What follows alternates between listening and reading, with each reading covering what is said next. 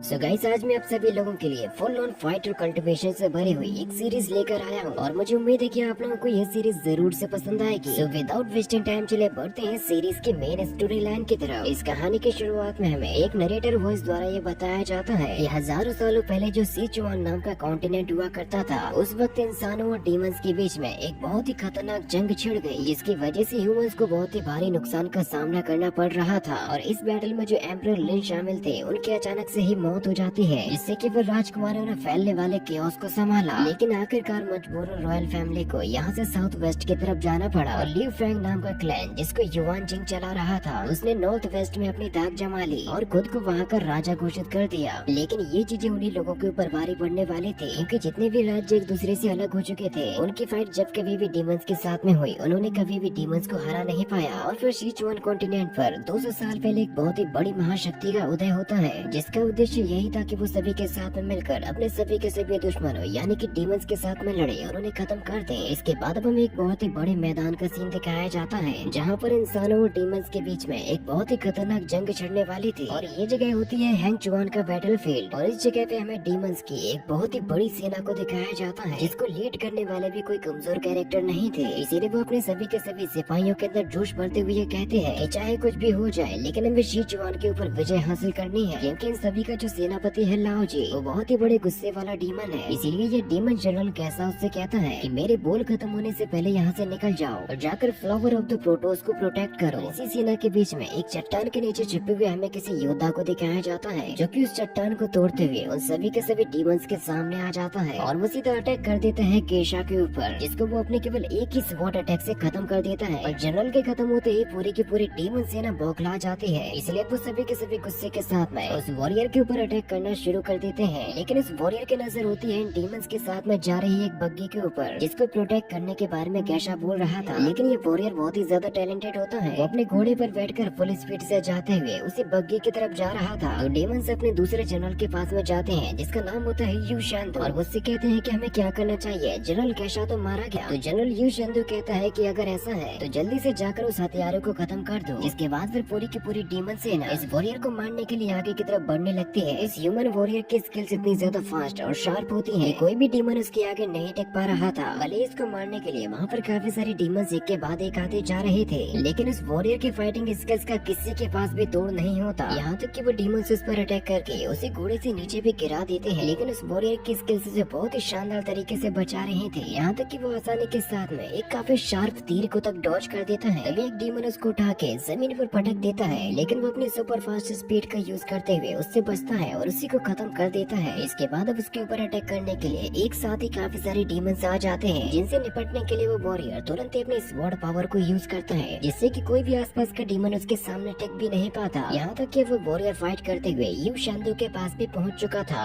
और उससे फाइट करते हुए वो उसको काफी तगड़ी टक्कर भी देता है। यहाँ तक कि यू शंदु के बिना पता चले ही वो उसकी गर्दन को धड़ से अलग कर देता है, जो कि पूरी की पूरी डीमन सेना के लिए एक बहुत ही बड़ी चौंका देने वाली बात थी। और जितने भी डीमन सब यहाँ पर बचे हुए थे, वो वॉरियर उनके ऊपर भी हमला करने लग जाता है। यहाँ तक कि अब तो उसका साथ देने के लिए उसके बाकी की सेना भी आ जाती है। डीमंस को लगने लगता है कि वो अब इनसे फाइट नहीं कर पाएंगे, इसीलिए वो भागना शुरू कर देते हैं। और हमारे इस हीरो का असली नाम होता है जी चुआन, जिसने अकेले ही सभी की बजा के रख दी थी। इसके बाद अब हमें हैंग चुआन गांव गैंग का सीन दिखाया जाता है, जहाँ पर पूरी इंसानी सेना मौजूद थी। अभी हमें इनकी सेनापति मिस व्हाइट को दिखाया जाता है, जिसके पास में पहुँच जाता है एक रोजर नाम का बंदा और मुझसे कहता है कि पता नहीं ऐसा क्या हुआ जिससे कि ये सभी के सभी डीमंस भागने लगे। फिर तभी वहाँ पर अकीहा नाम का बंदा आता है और वो उनसे कहता है तुम्हें जरा ठीक से सोचना होगा और देखना होगा, क्योंकि तभी उन लोगों को खबर लगती है कि यहाँ पर जो डीमंस की सेना थी, उनके कमांडर को किसी अनजान इंसान ने खत्म कर दिया। तो रोजर कहता है कि ये तो बहुत ही अच्छी बात है। तो मिस व्हाइट कहती है कि मुझे इसके बारे में पता लगाना होगा, इसीलिए वो यहाँ से जाने लगते हैं जी चुआन की तरफ, ताकि वो उससे सारी चीजों का जायजा ले सके। लेकिन जब वो वहाँ पर पहुँचती है तो उसे दिखाई देता है कि उसकी जगह पे एक नकली इंसान खड़ा हुआ है। तो वो उससे कहते हैं कि तुम्हारी हिम्मत कैसे हुई जी चुआन की जगह लेने की। वो बंदा कहता है कि उन्होंने मुझसे यहाँ पर खड़े होने के लिए कहा था और वो खुद ही यहाँ से जंगल की तरफ चले गए। इसके बाद अब हमें जी चुआन को दिखाया जाता है, जो कि एक पेड़ के ऊपर बैठा था और वो जैसे ही थोड़ा सा आराम करने की कोशिश करता है, तो वो तभी वहाँ पर आ जाती है मिस व्हाइट और वो जी चुआन को जोरों के साथ में चिल्लाने लगती है कि तुम वहाँ पर क्या कर रहे हो, जिससे कि फिर जी चुआन डरते हुए सीधे नीचे की तरफ आ जाता है। और फिर मिस व्हाइट उससे कहती है कि मुझे ये बताओ कि तुम यहाँ पर कर क्या रहे थे, जबकि हमारी तो वहाँ पर डीमंस के साथ में फाइट चल रही है। तो जी चुआन कहता है कि हाँ तुमने सही कहा हम लोग तो हारने वाले थे। मिस वाइट उससे कहती है कि मुझे ये बताओ कि क्या तुम सच में नहीं जानते कि आखिर डीमंस के सेनापति को किसने मारा। मैं तुमसे यही कहूंगी कि तुम अपने इस बचपने को छोड़ दो। और वैसे भी रॉजर के पास में उसकी घुड़सवारों की सेना है। तो जीचुअन कहता है कि हाँ, लेकिन फिर भी वो मेरी बराबरी नहीं कर सकता। वो अपनी ताकत की नुमाइशों को करके अपने डिसेंडेंट को बेवकूफ तो बना सकता है, लेकिन मुझे नहीं। इसलिए मेरा ऑर्डर ये है कि तुम यहाँ से जाओ और जाके अपना काम करो। और मिस वाइट जैसे ही वापस से अपनी सेना के पास में आ जाती है तो वो वहाँ पर उनसे कहती है कि हमें ये ऑर्डर मिला है कि रॉजर के घुड़सवारों से हमला करा दिया जाए। इसके बाद फिर रॉजर यहाँ से अपनी सेना के साथ में बढ़ना शुरू कर देता है। मिस वाइट की यहाँ से बातें करते हुए उससे कहती है कि मुझे तो कभी कभी इस जी चुआन की बातें समझ में भी नहीं आती। साथ ही में जी चुआन को भी दिखाया जाता है जो किसी पेड़ के नीचे बैठा हुआ था और वो इस बारे में कहता है कि उसे डीमंस से फ्लावर को बचाना ही होगा। और अब डीमंस के ऊपर अटैक करने के लिए रॉजर की पूरी सेना पहुंच चुकी थी और अब डीमंस के पास में उनका कोई सेनापति ही नहीं बचा था। इसीलिए उनके पास में इंसानों से लड़ने के अलावा और कोई भी रास्ता नहीं बचता। उसके बाद फिर यहाँ पर दोबारा से एक गजब का फाइट सीन शुरू हो जाता है जिसमें डीमंस सब इंसानों से बचकर भागने लगे थे। दूसरी तरफ कुछ डीमंस इंसानी सेना और अपने ही साथियों को रोकने के लिए अपनी अपनी ढालों की एक दीवार को बना देते हैं, लेकिन वो ढाल ज्यादा देर तक नहीं टिक पाती। जिसके बाद फिर रॉजर की सेना उन सभी को कुचलते हुए यहाँ से आगे की तरफ बढ़ना शुरू कर देती है, जिससे कि ग्रीन स्किन वाले सभी के सभी डीमंस उनके सामने कमजोर पड़ने लगे थे। ऐसा देखकर मिस वाइट यहाँ से कहती है कि अब हमें एक ही बार में अपनी पूरी सेना को भी ले जाना चाहिए। किया उससे कहता है कि आपके पास में इतना हक नहीं है कि आप पूरी सेना को ही एक ही बार में ले जाओ। जिसके बाद फिर फाइनली पूरी सेना को एक ही बार में जंग के मैदान में उतार दिया जाता है और वो सभी के सभी आगे बढ़ते हुए अपने भालों से भी उन पर अटैक करते हैं, जिससे कि डीमन सेना का काफी बड़ा हिस्सा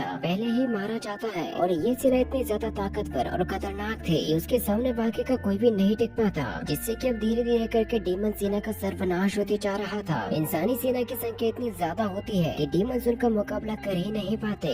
इसके बाद हमें जी चुआन को दिखाया जाता है जिसको आराम करते करते काफी देर हो चुकी थी और वो कहता है कि पता नहीं रॉजर ने मेरा काम किया भी होगा या नहीं, और मुझे उम्मीद है कि वो जरूर मुझे कोई न कोई सरप्राइज तो देगा ही। मिस वाइट ने डीमंस को मारते मारते लाशों के ढेर लगा दिए थे। साथ ही इस काम में उसकी पूरी मदद अकिया भी कर रहा था। मिस वाइट अब अकिया को बताती है कि वैसे तो हम लोगों ने काफी सारे डीमंस को मार दिया है। अकिया कहता है कि वैसे हमें अभी तक रॉजर के बारे में कुछ भी पता नहीं चल पाया क्योंकि उसके पास में काफी बड़ी घुड़सवारों की सेना है, इसीलिए हो सकता है कि शायद वो आगे की तरफ बढ़ते जा रहा हो। मिस वाइट उससे कहती है कि दो लोगों को यहाँ से उसके बारे में पता करने के लिए भेजो। इसके बाद हमें उस घोड़ा गाड़ी को दिखाया जाता है जिसके पीछे असल में रॉजर लगा हुआ था, क्योंकि वो कुछ भी करके उस घोड़ा गाड़ी को पकड़ना चाहता है। और इंसानी सेना का सामना करने के लिए कुछ डीमंस पीछे भी लौट जाते हैं जो कि उन लोगों के साथ में फाइट करना शुरू कर देते हैं। तभी रॉजर वहाँ से एक डीमन को घायल कर देता है ताकि वो घोड़ा गाड़ी आगे ना जा सके। इसके बाद फिर उस गाड़ी को वहीं पर घेर भी लिया जाता है, लेकिन जो डीमन इस गाड़ी की रक्षा कर रहा था वो असल में बहुत ही ज्यादा ताकतवर होता है, क्योंकि वो अकेले ही कई सारे हमलों और रॉजर के अटैक को भी संभाल रहा था। लेकिन धीरे धीरे करके वो डीमन भी घायल होने लगता है और फिर थोड़ी ही देर में उस डीमन को भी खत्म कर दिया जाता है। जब रॉजर उस गाड़ी के अंदर झांक कर देखता है तो उसको नजर आती है एक ब्यूटीफुल बिग बेबी। और इसी के साथ में एपिसोड भी यहीं पर खत्म हो जाता है। तो गाइस, आप लोगों को ये फर्स्ट एपिसोड कैसा लगा मुझे कमेंट में जरूर से बताइएगा। इसका नेक्स्ट पार्ट भी बहुत ही जल्द आया जाएगा।